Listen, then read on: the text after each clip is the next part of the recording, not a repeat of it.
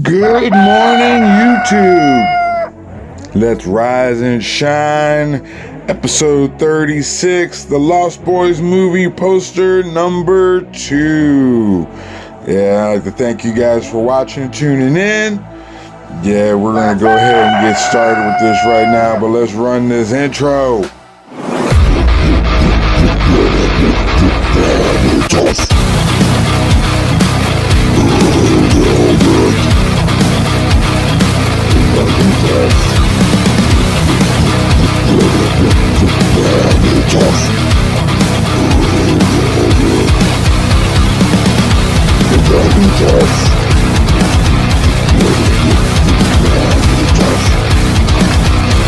You are watching Vanitas.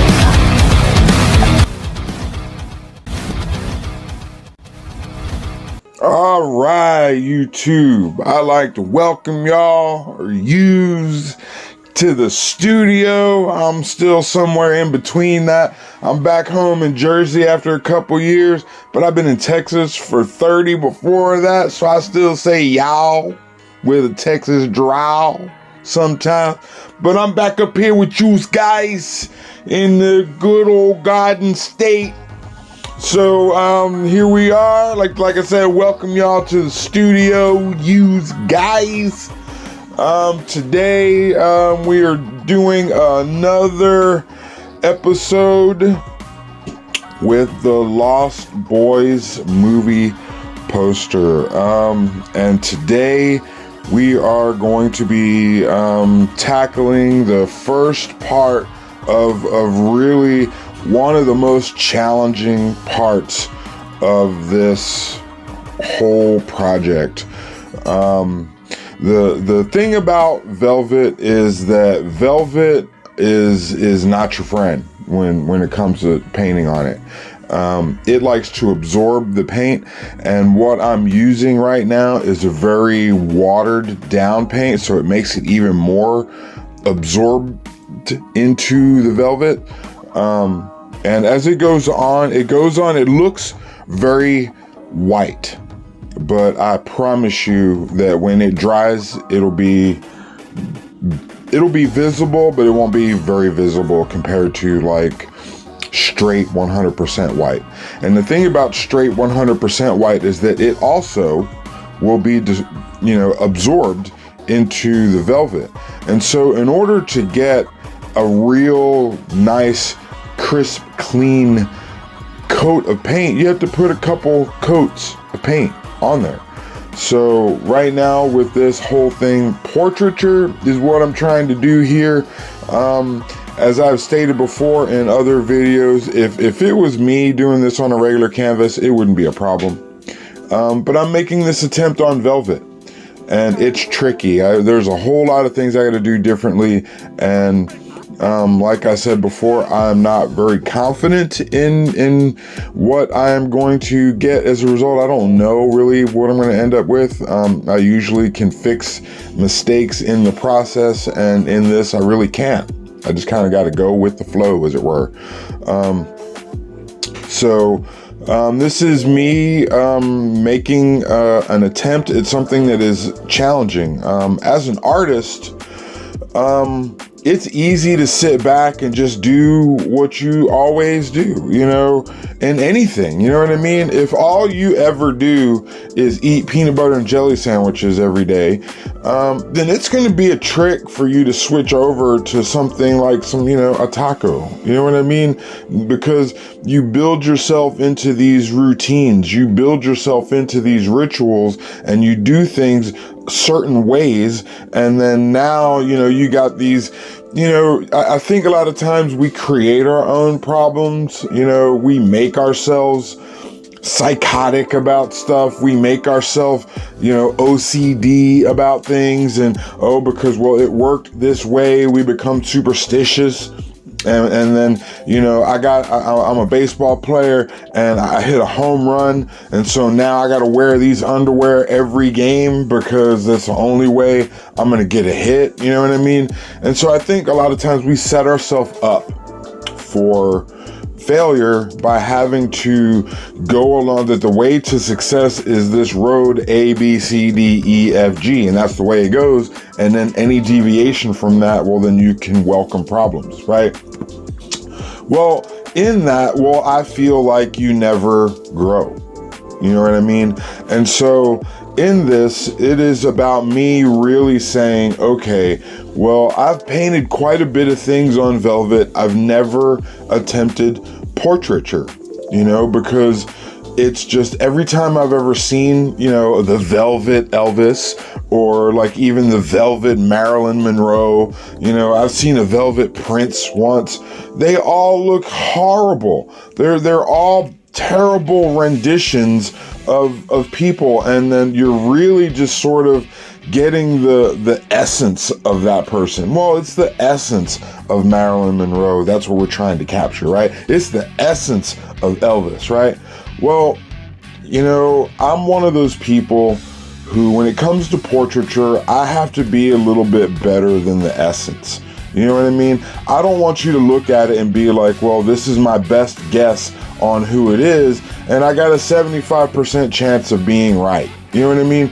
I'm not that guy. If that's the case, then I don't really even want to attempt it, because if it's going to be that bad, then it could be anybody. You know what I mean?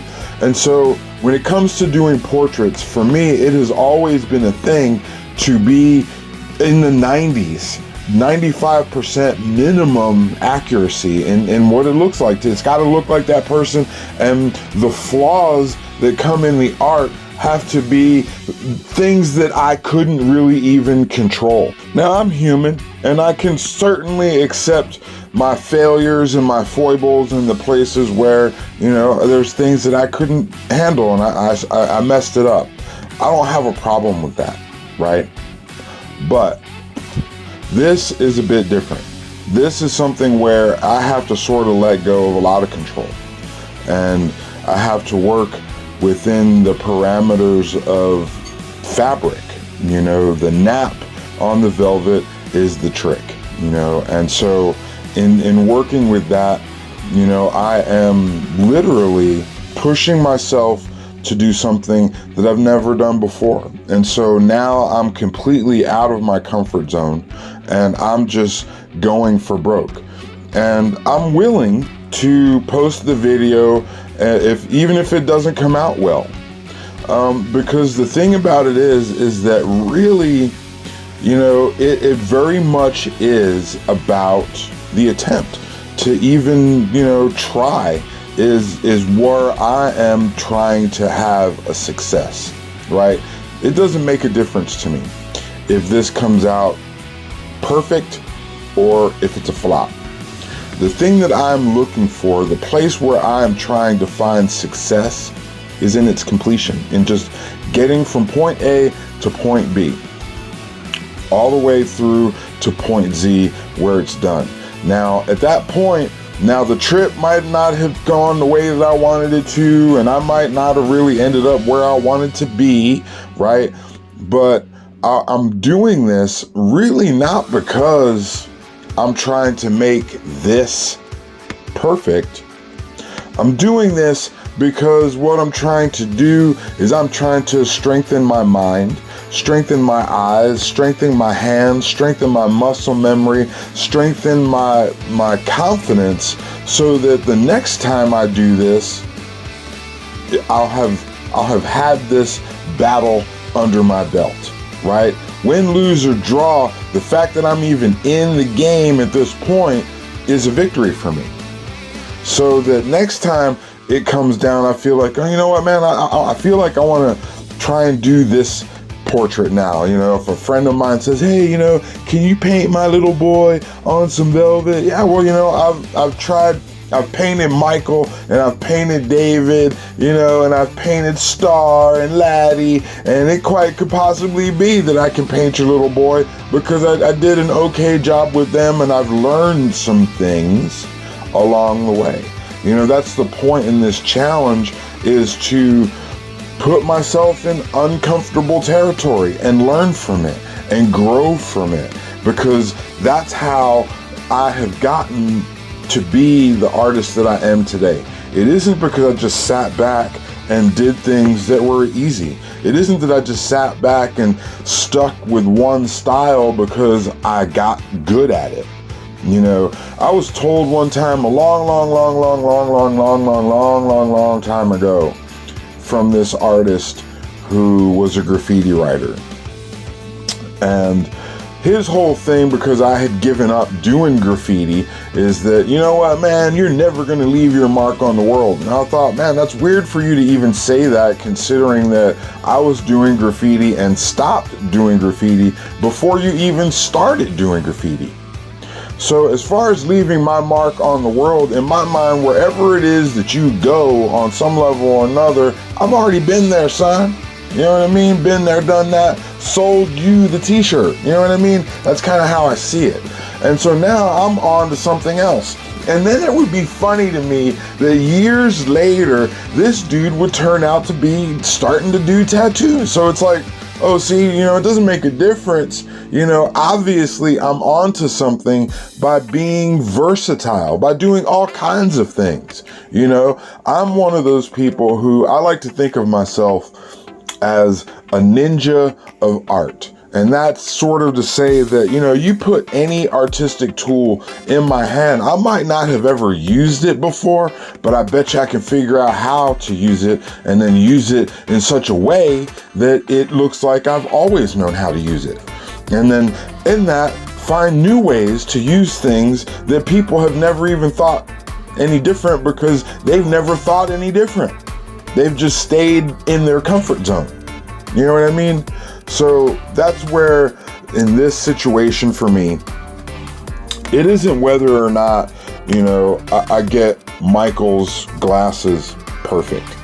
You know, it isn't whether or not, you know, that I get the exact right proper tone on Michael's teeth to have them show up and then still disappear in the shadows, right?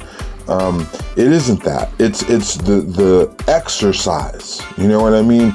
This to me, you know, in a lot of instances, you know, I never really practice. I just really go ahead, you know, I'm like Allen Iverson, practice, you know what I mean? But, you know, I never really do that. I really just always go in.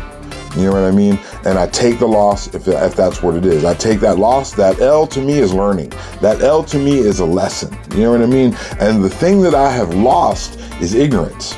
That's how I see it. You know what I mean? I don't have a problem with winners winning, right? I don't have a problem with losers losing. That's just the nature of how it is, right? Let me explain to you, right? On my phone, I usually play only one of two games, right? And currently, I only have one game because the other game, I have been playing this poker game for literally 5 years now. Off and on for 5 years. This game, I love this game because as far as the poker games that I have played, all the different varieties of poker games out there, this particular game has what I like to think of as perfect gameplay. It always, no matter how it goes, it's just nice. The way it works is great. But the problem is that I feel that this game is rigged and that the computer plays favorites and plays things and it sets things up. Too many times I've called hands. Now I'm pretty good at poker, but not to the point where I can call 4 hands in a row who's winning. You know what I mean? So there's something up with this. And so there's this place where I hate this game because ultimately I can't really win without the game cheating, and I ultimately always lose, right? And so I play this other game. This game is called chess, right? And now the thing about this game is that I win and I lose. And the truth is that I lose a lot.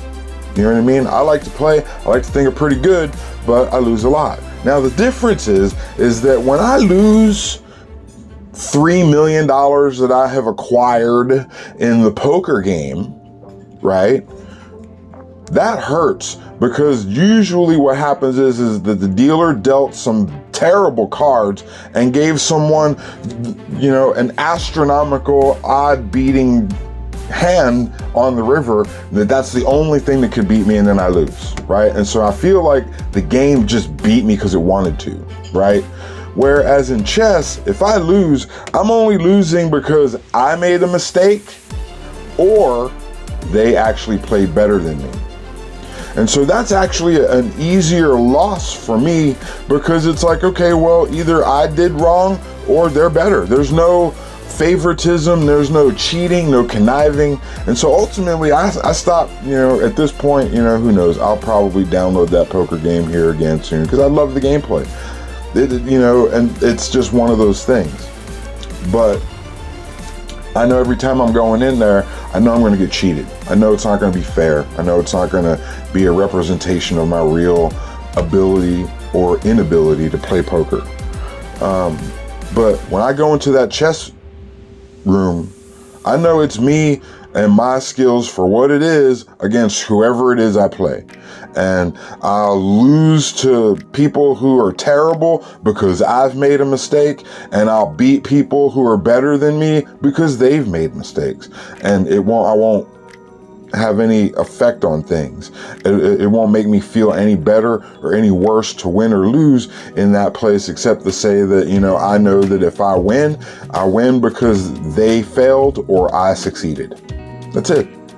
And so it seems right and real, right? And so that's how I feel about this, that if I go into this art and then ultimately when I finish it, it's not what I wanted and it's a loss, then really that what it is, it's a lesson. I've learned something. There are things about it that I'm going to look at, things about it that I'm going to peel over in my mind, go over 100 times, self-analyze. I'm going to beat myself up over where the mistakes are. I should have done this, I should have did that, whatever. And then I may get up enough gumption to say to myself, gumption, that's some Texas words right there, to get myself in the mood to actually make another attempt at this.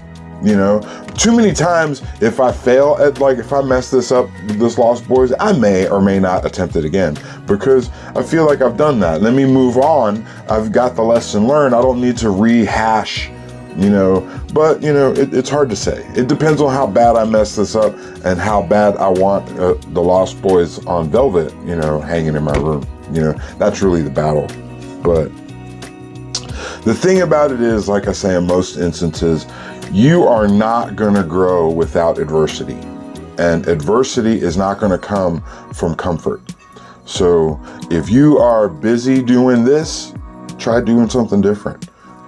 Exercise different muscles, do different things, put yourself in different environments. That's what we as a people need to learn to love each other, by putting ourselves in environments with people that we're unfamiliar with, and learn to be okay with not being comfortable, because nothing good comes from comfort. If you're comfortable, then what do you want?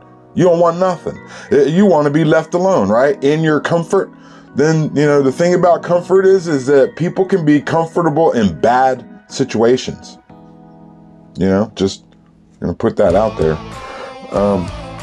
Let me tell you, man, get comfortable with struggling, right? Get comfortable with moving forward, get comfortable in the fight, get comfortable doing it, right? And if you're not in a situation where, the thing that you're doing can't grow, then you probably need to do something else. Because that's why we're here. That L is for life, right? I'd like to thank you guys for watching, tuning in. I see my subscriber count creeping up one at a time. I see my views, getting up there. I'd like to thank you guys for that. I really appreciate that. I'm at episode 36 right now. Let me tell you, when I started the first episode, no one knew that this is what I was doing. And now a couple people know, I've actually even done some sales through this for commission work, people wanting to do things, and I just think that's awesome. Stick with me. I'm gonna be doing some more wonderful things. I gotta keep working on this one. I think what I am gonna do is I am gonna keep speeding through it, but I'm gonna show you everything. I'm not gonna do any off-camera work on this so that everybody can see the whole, at least, the whole process, at lightning speed. But I got some other projects coming up that I think you guys might be interested in, so stick with me, tune in, like, subscribe, leave comments. Thank you guys for your comments. I appreciate it. I'm still figuring things out, I don't really consider myself all those wonderful things that you guys do, but, thank you. I appreciate it. Lost Boys movie poster number 2 today. As you can see, I pretty much and predominantly worked on Michael. He's one of the more challenging faces on here. What can I say? How do I feel about it? It's all right. I still gotta work on it. There's still work that needs to be done.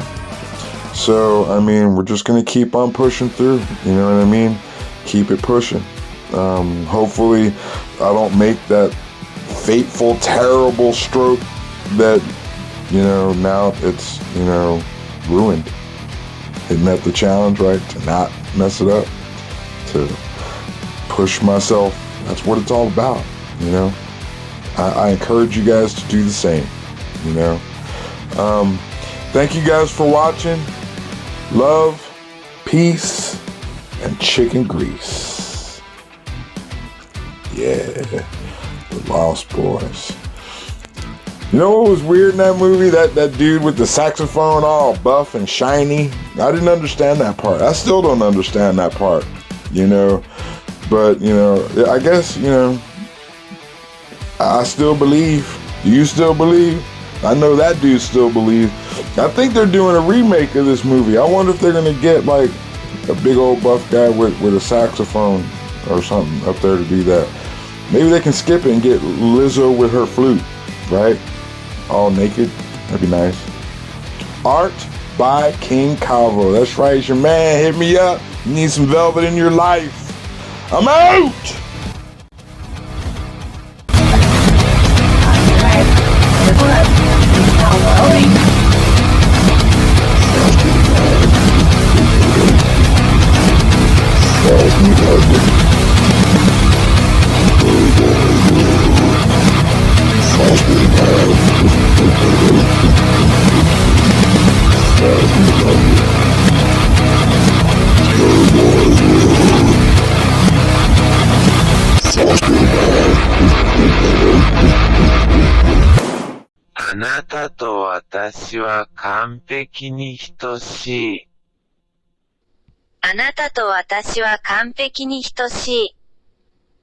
Ouch! Watch where you're poking that, mister. Assimilate algorithm resistance is futile.